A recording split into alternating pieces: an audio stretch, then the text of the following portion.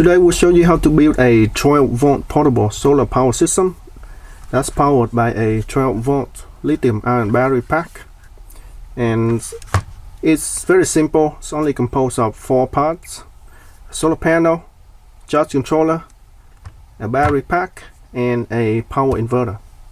Let's first talk about the battery pack. This is a 12-volt lithium-ion battery pack that I built earlier. It's got a 12-volt main connector here with a balanced wire. Now I want to be able to use my power inverter at the same time the solar panel is charging the battery. So that means that I need to have 2 12-volt cables out of this battery, because one cable is going to go to the solar charge controller so that the charge controller can charge the battery. Another 12-volt cable is going to go to the inverter so that I can use it at the same time the solar panel is charging the battery.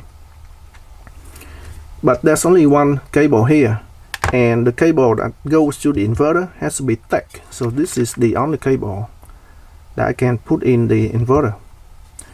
So I need another cable, 12-volt cable, to go to the charge controller. Now I can open this up and make another 12-volt cable so that I can connect to the charge controller. But I figure that I can use this balanced cable to connect to the charge controller as well.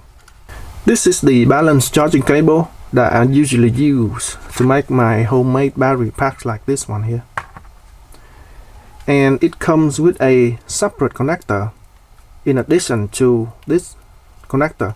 This is what I usually use, and just solder straight to the battery. I don't usually use this, but in this case I can use this connector and make another cable out of it. Here is the one that I already removed the 2 pins in the middle, because I only need 2 pins on the outside. The 2 pins on the outside go straight to the terminal, the main terminal of the battery.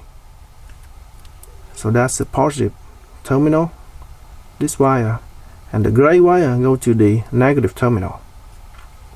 The 2 wires in the middle, they are not going to be used in this case, because the solar charge controller cannot balance charge this battery. So I can only use the main positive and negative terminal. So that's why I already removed the 2 pins in the middle. These are the 2 pins in the middle. So right now it only has 2 pins on the outside, and I can just connect this connector straight to here, and then I can solder the wire that comes out, and I have another 12-volt wire that goes to my solar charge controller. This wire is small and thin, so it can only handle small current. But because I use a small solar panel here, this one is only about 5 watts, so it's less than half an amp. This cable should be able to handle the current. Even when I use 2 or 3 panels like this cable would be still able to handle the current. I think this can handle around 2 or 3 amp easily. So here we go, connected to my charge controller. So let's try this. Let's plug this in. 12.6 volts. So it's working. I also solder an extra XT60 connector here. So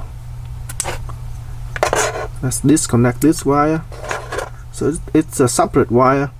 That way, if I have a bigger solar panel, I can just plug directly to the thicker wire, and that way I can use a bigger solar panel to charge it, because this wire is a little bit thicker than that, so it can handle more current. And also I'm only going to be using the positive and the negative terminals to charge this battery pack, and this is a 3S battery pack, so there are 3 cells in series. So it's not going to be balanced charge if I only use this controller. So once in a while I'm going to have to use my balance charger to balance charge the battery to have all the cells balanced. So here is the final product.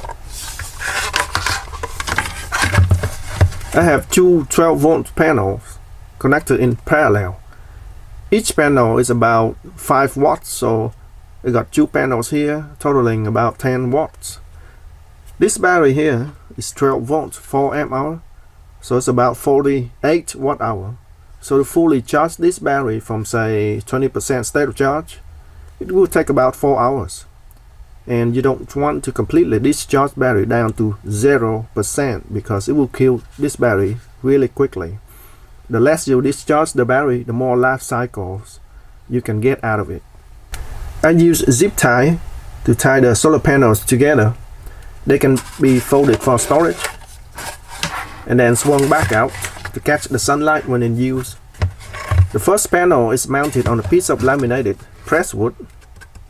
I use a couple of thick rubber washers to elevate the solar panels out of the mounting surface.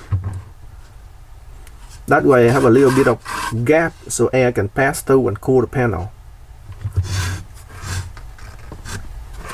Heat is the number 2 enemy of a solar panel. The harder the panel, the less efficient it's going to be. And number 1 enemy is shading.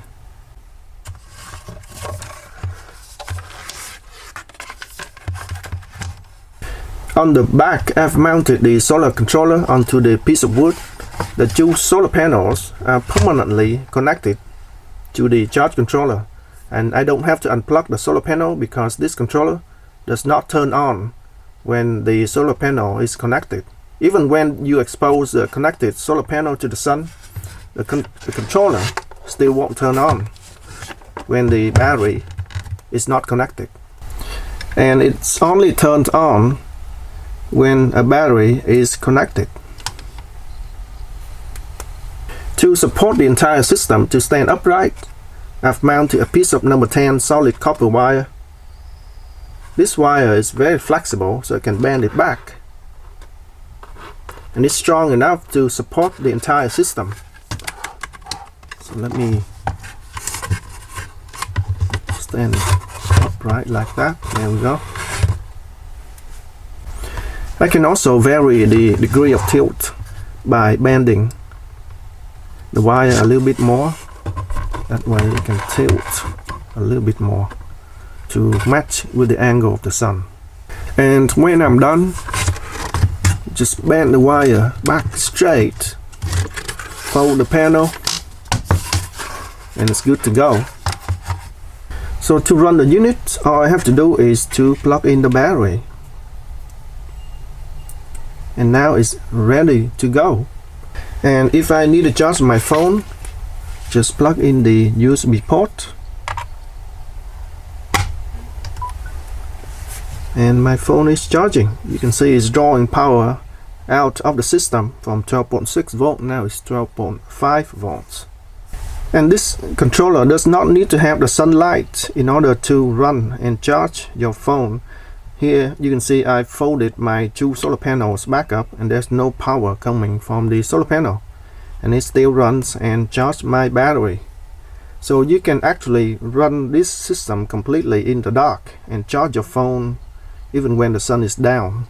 And also this system is so efficient that it still works and charges the battery even under just a single 100 light bulb.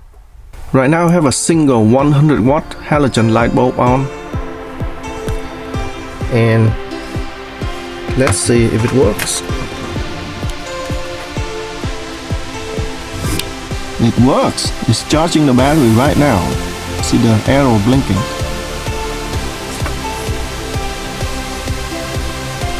Works from just a single 100 watt light bulb.